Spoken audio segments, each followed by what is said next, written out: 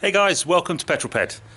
So today we're going to do a road test of Ruby Roadster. So hopefully you will have seen the overview, which is my previous video. So today we're going to take her out on the road and just talk about what she's like to drive in terms of performance and so on.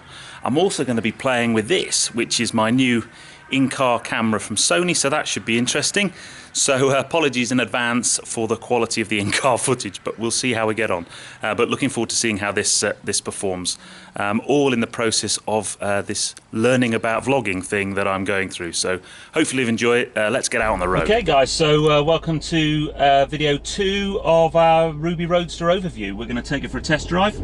So literally cold start. We have only just started. We're going to wait until the engine warms up properly before we do lots of things. First thing I guess to note about this car is, which I find really interesting, is there's no temperature gauge for your oil or your general kind of fluids. So you just kind of have to go by feel and experience in terms of when the engine's up to temperature. I'll normally drive maybe 3 or 4 miles, and you can kind of get a feeling for when that is the case. And obviously you should never really push on in a car until that engine's nice and warm and all of the oil's warm and so on. First impressions when you're driving this car, it's like any Mini really, really nice sharp handling. This is the John Cooper Works version, as I'm sure you know. And what that basically means is you've got a much firmer suspension setup. So if you read some of the other reviews of this car online and in magazines and so on, one of the common comments you get is about how firm the ride is, and how maybe on some B roads and so on in the UK that's not ideal. I actually quite like that about the car. I've always quite liked firmly sprung cars. I mean, the road we're driving along at the moment's got quite a lot of potholes on it, and you'll probably feel just there, certainly, it can be a bit skitty. It gives the car a little bit of, a little bit of character. So we're just mooching along at the moment, and we're just waiting for the car to warm up to speed. I'm in normal driving mode. I've got a 6-speed manual box. I'm driving along in 6th gear. And certainly under normal motoring conditions like this, in terms of fuel economy, this car's really, really quite good, considering the performance it packs. If you drive it nicely, and you sort of accelerate reasonably moderately, and you stick at sort of 60, 70 miles an hour, you can quite happily get high 30s MPG. I've got certainly 40, 41 miles per gallon out of the car. However, it's a John Cooper Works, so I don't drive it like that very often. But even if you push on, certainly 30 miles to the gallon is not a difficult number to attain. In terms of driving position, the thing I love about this car, I'm a tall guy, I'm 6'3", I've got very long legs, and I've got, as you can see, loads and loads of space. Interesting, I actually have to bring the seat forward just a couple of inches, maybe an inch, to stop it rubbing on the rear bulkhead at the back there, and just to make it a little bit more, I like to be a bit closer to the wheel, so plenty of space for the taller driver, which you would be surprised at, really, considering it's a Mini. And I often get lots of comments, well, wow, you're a big guy for a Mini, that must be quite cramped. I don't find it cramped at all, to be fair. Just go past this group of cyclists.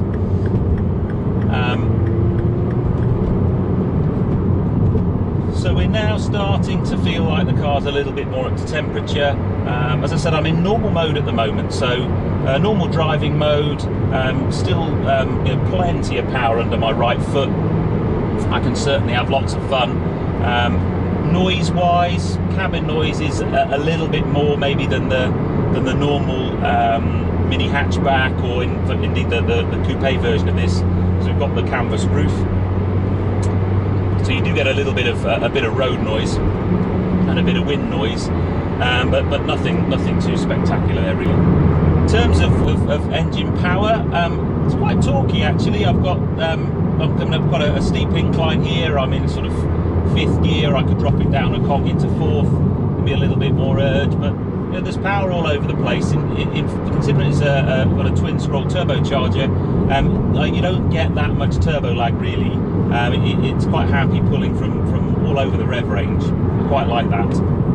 Although if you push on and really drop it down a cog, then it can be a huge amount of fun. Road conditions today are okay. We've had a lot of wet weather the last few weeks, a lot of wind, not being great for making videos, I have to say. But the road's damp, so I have to be a little bit wary in terms of traction. So we've got full, obviously, sort of traction control, stability management on the car, and it does step in to help you out quite a lot, actually. I mean, you're trying to put quite a lot of power through the front wheels. If you see you've seen the overview video, we've got 211 brake through the front wheels, so that's quite a lot of power to get through those. And in terms of getting it on the tarmac, it does a pretty good job, actually. But if the road's a little bit damp, or certainly in heavy wet conditions, then you know, it can struggle to do that, and the traction control steps in quite a lot. Okay, so I think we're warm enough now to go into the next mode, so I'm going to basically come down here and push the sport mode button. Now, I drive the car in this mode all the time. I actually think that we should just have a button down there where you can have it switched on fully. I don't understand why you would ever want to turn it off, to be honest. What it does is a couple of things. So it gives a little bit more boost to the turbocharger, so you have a little bit more power. It just firms up the steering a little bit, and that, I quite like that. It just makes it a little bit sort of more firm. Certainly helps you when you're accelerating, and the front wheels can kind of drag, and they don't, not so much torque steer, but just can sort of be a bit playful. It's quite nice having that deader steering wheel in the hand, because it doesn't sort of skit around so much. But the most important thing it does is it opens up a valve in the exhaust, and then we get some nice noises. Now I'll put a GoPro on the back of the car so you can hear the pops and bangs. I can hear it in the cabin. I'm not so sure that the camera will pick it up though, but certainly on overrun you get lots and lots of pops and bangs and crackles, and you don't have to be going too fast. So even if you're driving through a sort of built up area in a high street or something, mooching along in sort of second or third gear, and you just lift off the throttle, you get an overrun, and then you start to get a few pops and bangs, which is absolutely fantastic. It sounds superb. So you don't have to drive like a hooligan to get them. And actually, if you are pushing on and you are driving really quickly, it generally doesn't make them so much anyway. It's normally on sort of more gentler driving, which is quite nice. It's more attainable. You don't have to drive like an idiot to get them. The other thing that we get is when we do some accelerations, we start to get, and again, I don't know how well that's being picked up from the camera, but you know, you get a really lovely exhaust note in the car itself.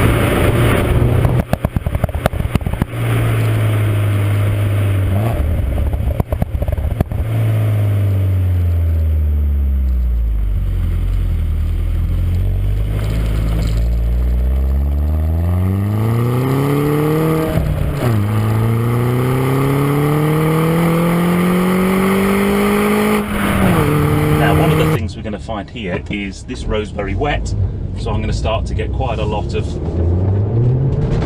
yeah, so that's third gear or second gear traction control, not quite traction control in third gear, but certainly in the first two. So next thing I often do in more damper conditions, if I'm pushing on a little bit, is there's a button down here, if you've seen the overview, where I can actually hold that and turn the traction control off. So I've now got the traction control off. On the dashboard there's a little note that just says traction, so I know that that's off, and on the main big dish display I've got a little icon there as well. The interesting thing is, like a lot of cars I guess, is it's not fully off. So it's much better. It doesn't cut in as much, but it's not fully off. So even in the worst case, it will sort of step in there and help you out. I have to say though, it just gives you that little bit more control, in that it's now me, or I think it's me anyway, controlling the throttle and the response, and I can put the power down, and I can manage that traction myself, and I like that a little bit more. So let's have a think about cornering then.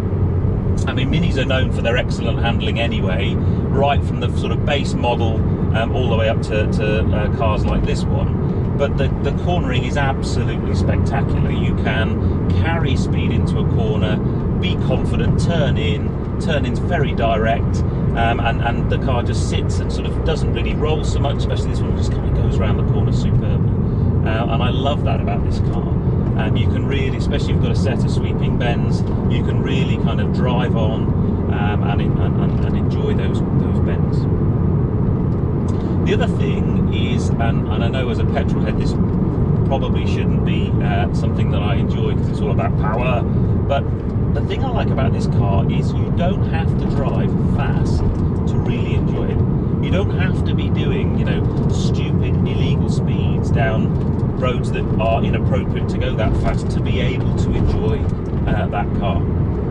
And I really enjoy that. You know, you can find yourself a really good B road, you can push on, you can be pretty much within the legal speed limit and have an absolutely fantastic time. Yeah, for sure, if you want to take it on a track, and I've taken this on a track, it is absolutely exceptionally good, but you don't have to drive like an idiot to really get that level of performance. And that's really the characteristic I enjoyed about the Caterham I had, was you could kind of exploit the performance without the old Bill getting upset with you too much.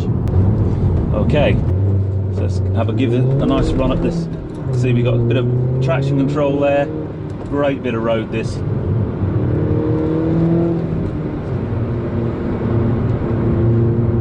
So not a little bit of understeer there, not too much.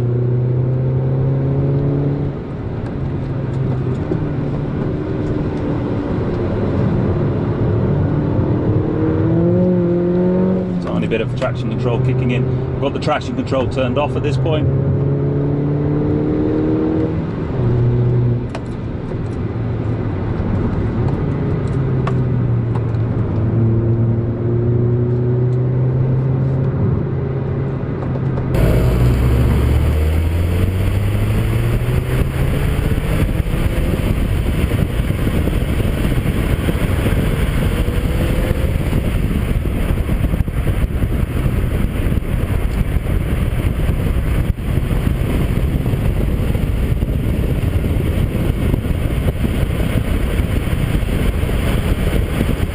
Well, all back safe and sound from the test drive. Ruby Rose is ticking herself cool. I did pick up a stone chip though, unfortunately, right on the sort of top of the windscreen, so I'll need to see if that can be repaired or not. But hopefully enjoyed that. Make sure you tune in to the next video. I'll put a subscribe link there, and we'll see you again soon. Take care, guys. Cheers. Bye.